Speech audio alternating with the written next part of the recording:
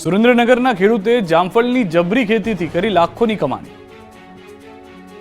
ઝાલાવાડની ધરા પર આવેલું લીલુંછમ આ ખેતર જામફળનું છે।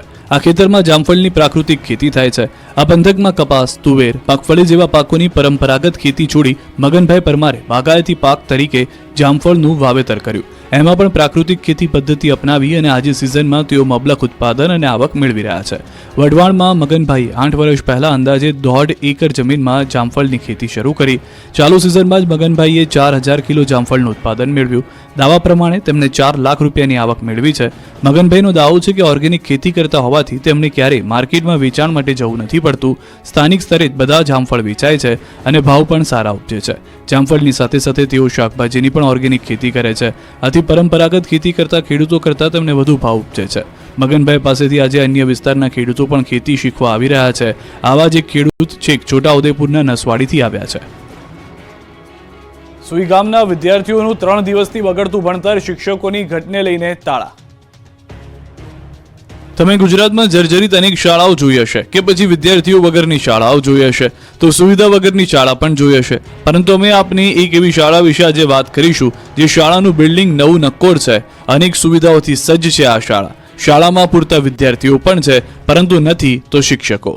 હા, શિક્ષકોની અછતને કારણે શાળા મરણ પથારીએ પહોંચી ગઈ છે। શિક્ષકોની અછત પર વાલીઓ વિફર્યા છે। 3 દિવસ બનાસકાંઠાના સુઈ ગામની ડાભી ગામની સ્કૂલને લાગે છે તાળા। 3 દિવસથી આ શાળાના વિદ્યાર્થીઓનું ભણતર બગડી રહ્યું છે।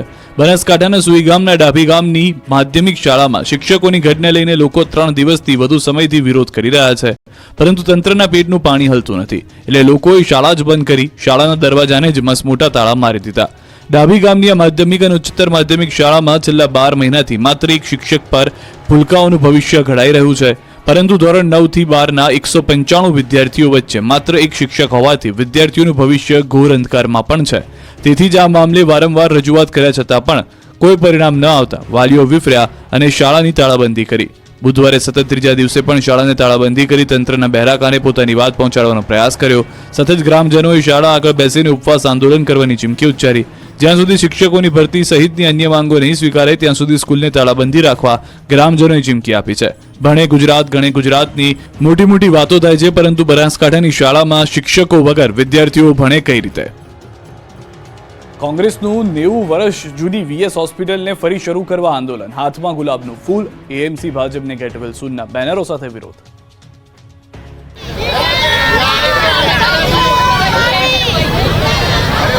અનોખા વિરોધનું કારણ 90 વર્ષ જૂની વીએસ હોસ્પિટલને બચાવવી। અમદાવાદની સૌથી જૂની સરકારી હોસ્પિટલ એવી વાડીલાલ સારાભાઈ વીએસ હોસ્પિટલને ફરીથી શરૂ કરવાને લઈને વિપક્ષ કોંગ્રેસ દ્વારા આજે ટાઉન હોલ બહાર આંદોલન કરવામાં આવ્યું। એલિસ બ્રિજ પાસે આવેલા ટાઉન હોલ બહાર મોહબ્બત કી દુકાનના નામે આંદોલન કર્યું। કોંગ્રેસના નેતાઓ અને કાર્યકર્તાઓએ ગુલાબના ફૂલ અને પ્લેકાર્ડ સાથે ગેટ વેલ સૂન તેમજ સેવ વીએસ હોસ્પિટલના બેનર સાથે હોસ્પિટલનું નવીનીકરણ કરી સુપર સ્પેશિયાલિટીની સગવડ સાથે શરૂ કરવા માંગ કરી। મ્યુનિસિપલ કોર્પોરેશન દ્વારા સંચાલિત હોસ્પિટલ રિનોવેશનના નામે બંધ કરી દેવામાં આવી હતી અને નવી એસવીપી હોસ્પિટલ શરૂ કરવામાં આવી છે। છેલ્લા 4 વર્ષથી હોસ્પિટલ રિનોવેશન પાછળ કરોડો રૂપિયાનું બજેટ ફાળવવા છતાં પણ ભાજપના સત્તાધીશો કે કોર્પોરેશન તંત્ર દ્વારા રિનોવેશન કરાવવામાં આવ્યું નથી। વિરોધમાં એએમસીના વિપક્ષના નેતા શહજાદ ખાન પઠાણ, કોંગ્રેસના ધારાસભ્ય ઇમરાન ખેડાવાલા અને શૈલેષ પરમાર તેમજ શહેર પ્રમુખ હિંમતસિંહ પટેલ સહિત કોંગ્રેસના નેતાઓ અને કાર્યકર્તાઓએ જોડાયા હતા। બનાસકાંઠા અને બોટાદમાં કેનાલ બની છે કઠણાઈની કેનાલ।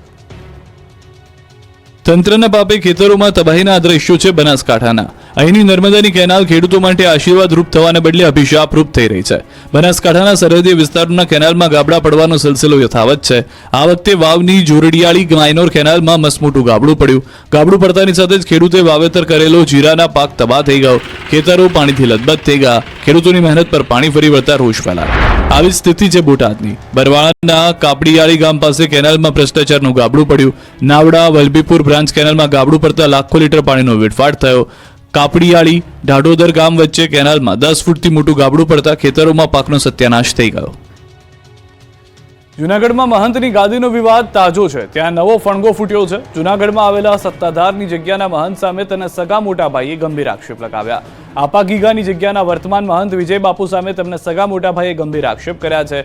ભાવનગર રહેતા અને સરકારી નિવૃત્ત અધિકારી નીતિન ચાવડાએ મુખ્યમંત્રી અને ગૃહમંત્રીને પણ પત્ર લખ્યો, જેમાં સત્તાધારની જગ્યાનો વહીવટ સરકાર હસ્તક લેવા માંગ કરી. સત્તાનો આધાર ગણાતી વર્ષો જૂની આ જગ્યાના વહીવટમાં કરોડોની ગોલમાલ થતી હોવાનો પત્રમાં આક્ષેપ કરાયો. જગ્યાના મહંત સામે વ્યભિચારના આક્ષેપ પણ કર્યા.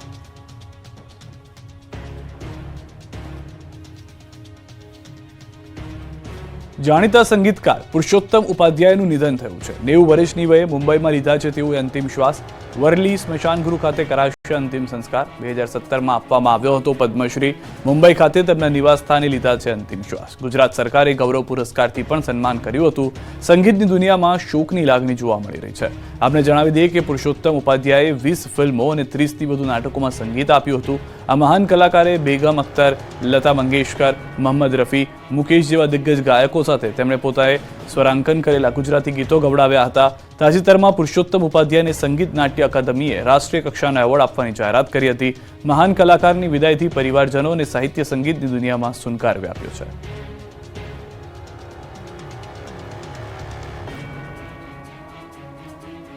દબાણકર્તાઓ અને લવ જિહાદીઓ પર દંડો ચાલશે જ, હર્ષ સંઘવીની ચેતવણી.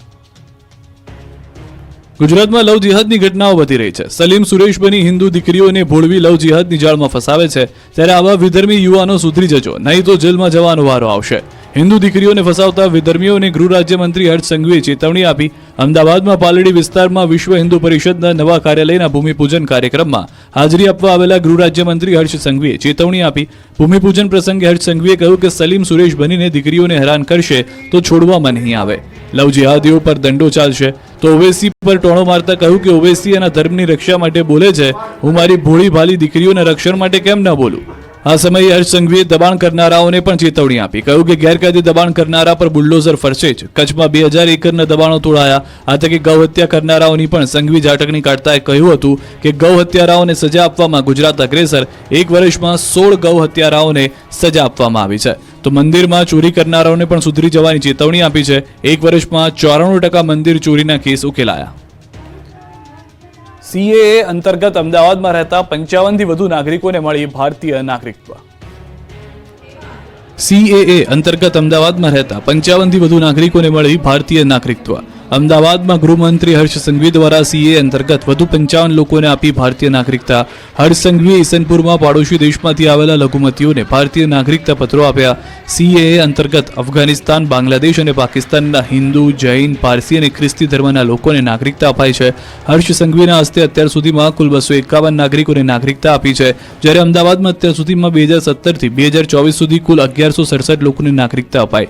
55થી વધુ લોકો ભારતીય બનતા તેની ખુશીઓનો કોઈ પાર ન હતો.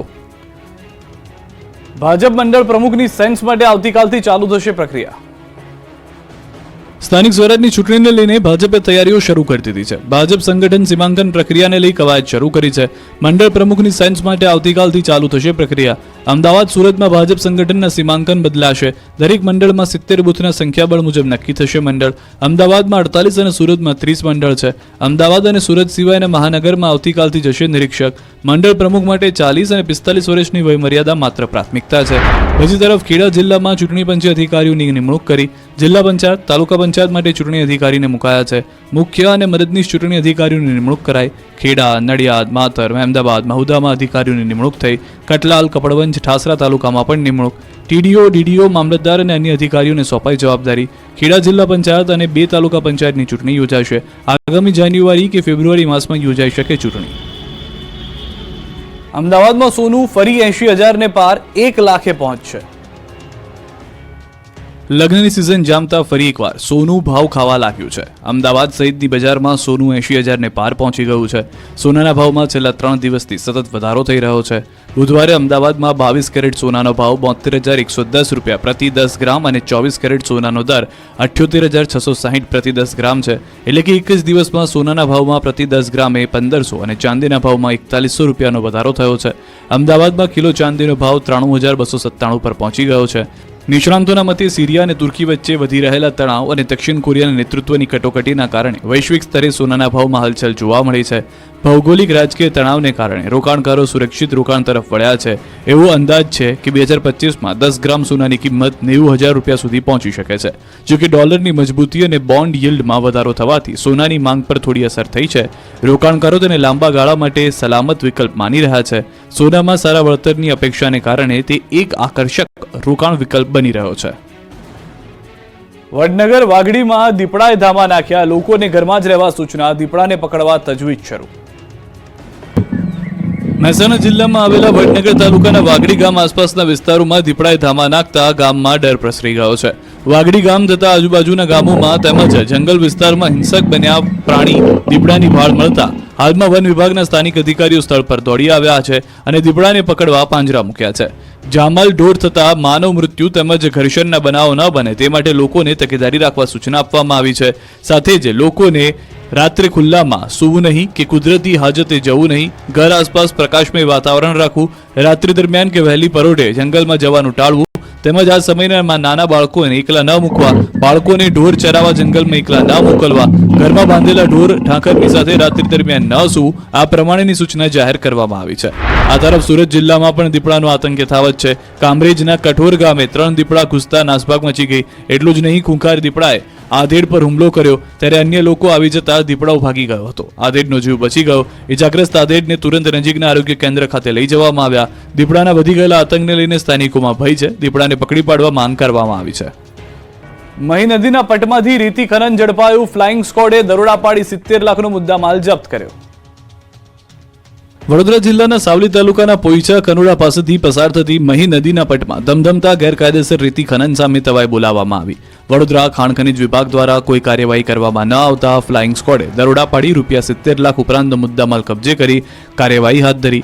સાવલી પોલીસને સાથે રાખી ફ્લાઇંગ સ્કોડે દરોડા પાડતા રેતી ઉલેચી રહેલાઓએ દોડધામ કરી મૂકી. મહત્વનું છે કે જિલ્લા સંકલનની બેઠકમાં સાંસદ અને ધારાસભ્યો દ્વારા અનેક વખત રેતી ખનન સામે જિલ્લા કલેક્ટરને રજૂઆત કરવામાં આવી છે, પરંતુ આ રજૂઆતો માત્ર કાગળ પૂરતી સીમિત રહેતી હોય છે. ત્યારે સાવલી તાલુકાના પોઈચા કનોડા ગામ પાસેથી પસાર થતી મહીસાગર નદીમાં ગાંધીનગરની ફ્લાઇંગ સ્કોડે દરોડા પાડ્યા. રેડ દરમિયાન 2 ટ્રેક્ટર, 1 હિટાચી મશીન, 1 જેસીબી, 1 રેતી ભરેલું ડમ્પર અને 3 નાવડીઓ, રેતી ભરેલા ડમ્પરો મળી કુલ ₹70 લાખનો મુદ્દામાલ કબજે કરવામાં આવ્યો છે. જોકે ફ્લાઇંગ સ્કોડે દરોડા પાડતા જ રેતી ઉલેચી રહેલા મજૂરો અને વાહનોના ચાલકો સ્થળ ઉપર વાહનો મૂકી ફરાર થઈ ગયા. ફ્લાઇંગ સ્કોડ દ્વારા મોટી કાર્યવાહી કરતા વડોદરા ખાણ ખનીજ વિભાગના અધિકારીઓ ઘટના સ્થળે દોડી આવ્યા હતા. ખાણ ખનીજ વિભાગ ઊંઘતું ઝડપાયું. રાધનપુરમાં નિવૃત્ત જેલરના ઘરે ફાયરિંગ, 2 ગાડીને નુકસાન, બારીઓના કાચ તૂટ્યા, લોકોમાં ડરનો માહોલ. નિવૃત્ત જેલરના ઘર બહાર ધડાધડ ફાયરિંગ થતા અડધી રાત્રે પાટણનું રાધનપુર ધણધણ્યું. રાધનપુર રામદેવ ટાઉનશીપમાં રિટાયર્ડ જેલર કરસનભાઈ રબારીના ઘરે અજાણ્યા શખ્સો આવીને 2 રાઉન્ડ ફાયરિંગ અને તોડફોડ કરીને ભાગી ગયા હતા. મોડી રાત્રે ફાયરિંગ થતા ગાડી અને ઘરમાં તોડફોડ કરી. જોકે સદનસીબે આ ઘટનામાં કોઈને જાનહાની થઈ નથી. રાત્રે 5 થી 6 અજાણ્યા શખ્સો આવીને કરસનભાઈના ઘરે અને બહાર પડેલી મોંઘીદાટ 2 કારમાં તોડફોડ થતા ફાયરિંગ કરીને ભાગી ગયા. અંગત અદાવતમાં ફાયરિંગ થયું હોવાની શક્યતા છે. સમગ્ર ઘટનાથી સોસાયટીમાં ભયનો માહોલ છવાયો છે. આ અંગે રિટાયર્ડ જેલર KL રબારી દ્વારા રાધનપુર પોલીસને ફરિયાદ કરતા પોલીસે તપાસની કાર્યવાહી હાથ ધરી છે. વાપીથી ચોરીની ગજબ ટોળકી પકડાય. માત્ર મોંઘા સ્માર્ટફોન જ ચોરતા. વાપી અને આસપાસના વિસ્તારમાં રાહદારીઓ પાસેથી મોબાઈલ ઝૂંટવી અને ફરાર થઈ જતી એક ગેંગના 2 સાગરીતો આખરે પોલીસ પાંજરે પુરાયા. વાપી GIDC પોલીસે મોહમ્મદ હનીફ ઉર્ફે ઇસ્લામ અંસારી અને આનંદ ઉર્ફે ગુડ્ડુ અશોક પટેલ નામના 2 આરોપીની ધરપકડ કરી. આરોપીઓ વાપીના કરવડ અને લવાછાના રહેવાસી છે, જેઓ છેલ્લા કેટલાક સમયથી વાપી અને સેલવાસ સહિત આસપાસના વિસ્તારમાં રસ્તે ચાલતા રાહદારીઓ પાસેથી મોંઘા સ્માર્ટફોન છીનવી અને ફરાર થઈ જતા હતા. આરોપીઓ સ્પીડ મોટરસાયકલ પર ધૂમ સ્ટાઇલમાં મોબાઈલ ઝૂંટવી અને ફરાર થઈ જતા હતા. શહેરમાં મોબાઈલ ચોરીની ફરિયાદ વધતા પોલીસે આ ગેંગને ઝડપવા પ્રયાસ હાથ ધર્યો છે, જેના ભાગરૂપે આ બંને આરોપીઓ પોલીસના હાથે ઝડપાઈ ગયા છે. અંકલેશ્વરના બાકરોલ નજીક અકસ્માતમાં 2 લોકોનું મોત થયું છે. મારુતિ વાન ઝાડ સાથે અથડાતા અકસ્માત થયો છે. સ્ટીયરિંગ પરથી કાબુ ગુમાવતા થયો છે અકસ્માત.